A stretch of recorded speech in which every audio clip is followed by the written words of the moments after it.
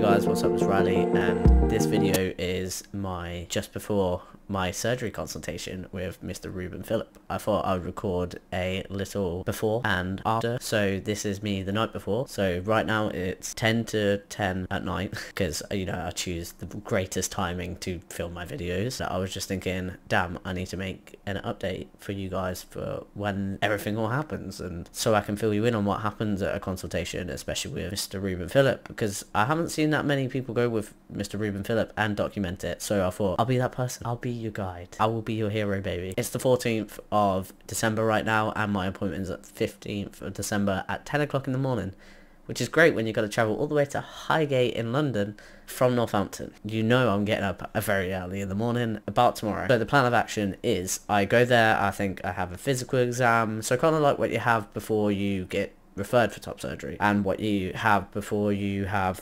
testosterone. So they'll go through all that kind of stuff with you. Probably have to have blood tests done before then. I don't know if they ask for blood tests to be done. I have no idea. I'm sure I get all the details tomorrow. The gist I have of the letter I got sent is I go to the hospital, they poke and prod me and talk to me about like the type of surgery that they're going to go down, and I know it's going to be double incision because I don't want keyhole anyway, and I'm very sure I'm too big for keyhole. It's definitely going to be double incision, and I'm really happy to have double incision. I don't really care. Scars don't bother me. Tattoos are for that, and I will cover myself in them as soon as I get top surgery. Believe that. Okay, I've wanted a back piece for so long that I'll finally be able to now that I'm getting top surgery. I wanted to talk to you about the fact that things are escalating in Europe right now with COVID, so I'm kind of scared that my surgery is going to be put on the back burner. Yesterday, the 13th of December, just had my third jab, so my booster jab. So I've had two of the Pfizer jabs and I've just had my booster,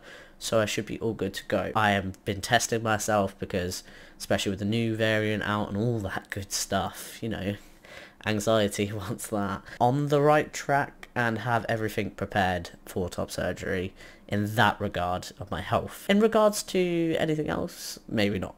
I'm very excited but also nervous. That's why I wanted to do this video, because I was like, I want to talk to you guys before I have it, and have to, maybe I'll get told I need to lose weight before I'm able to have top surgery. I don't know.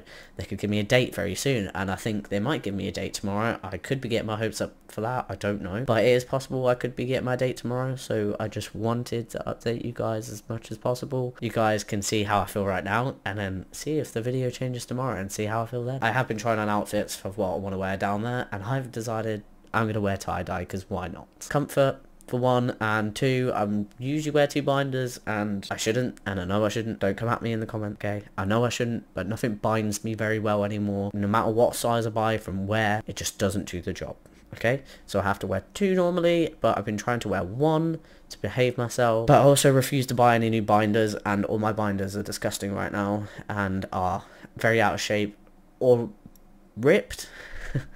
Very ripped. I have brought so many recently as well. That's the annoying thing, but testosterone is making me a big boy, like a big boy. I keep growing out of things very quickly. All my medium clothes, I'm growing out of again, and I'm having a bit of a crisis about it. So don't worry about me. I'm just stressed. I'm stressed.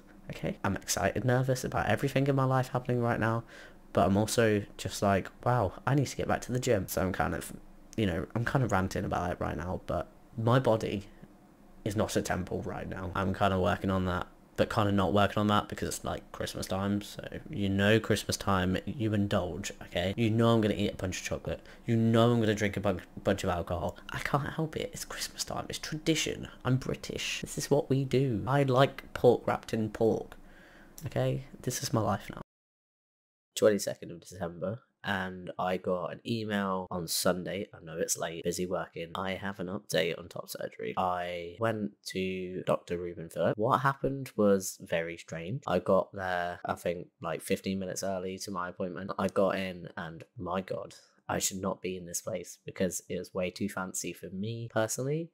You can tell it's a private hospital and not a NHS hospital, I'll tell you that much. I walk in the doors, revolving doors, by the way, because that's so extra for a hospital. I guess revolving doors show money or something. So I walk into the reception. The place is very pristinely clean. And I walk up and I say, oh, you know, I've got an appointment with Dr. Rubin Phillip. Okay, go on that list there. Bearing in mind this place is not more than 2 stories high. So I'm just like, wow, a lift for a 2-story high building. Obviously they do surgery, so that would be why there's a lift, I'd imagine. Just saying, it was very nice. I didn't have to walk up any stairs. I just took the lift up to the 2nd floor, got out and went to another reception, because you know it's fancy when there's 2 receptions, okay?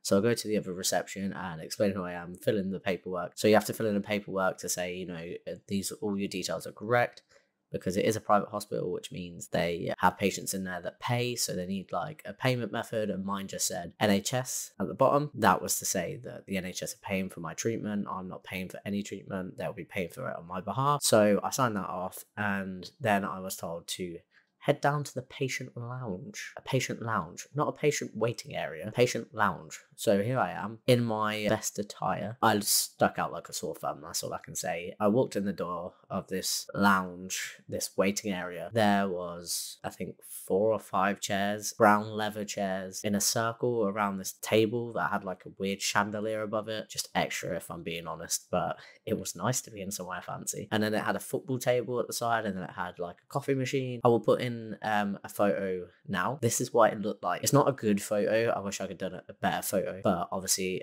for other people's privacy, I don't want to, you know. And also, I thought it'd be weird if I took any more photos than that. So I was sitting there for quite a while. People kept coming in and checking on me because I was in there for a while on my own. COVID, you can't bring anyone with you, so my dad stayed in the car. So yeah, I'm sat in the lounge and multiple people coming in and out to tell me where Mr. Rubin was and blah blah blah, how long I'll be waiting, because he was running late. He wasn't even there when I got there, so he got there about 5 minutes past my appointment. All is fine, all is forgiven. So I go into the room, and what happens in the room is, going there, he sits me down, he explains to me what I'm there for. Obviously it would be a bit awkward if I was in a different place for a different thing that I definitely didn't want.